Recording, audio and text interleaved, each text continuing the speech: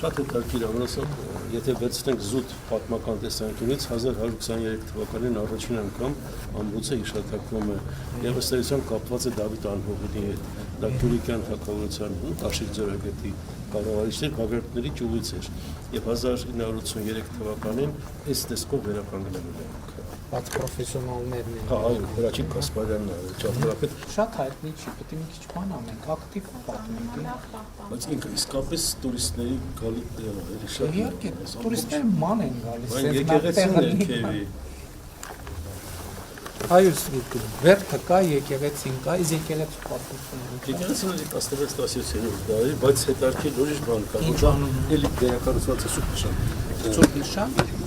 վերակառուցված է։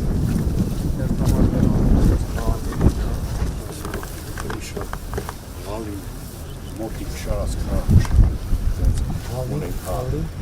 մոտիկ շարած Բայց ժողովուրդն ասում են, ալինջախալի։ Շատ տեղը, շատ լավ տեղ է։ Բայց հրաշալի տեղ է, էլի վրան խփելու, բան անելու։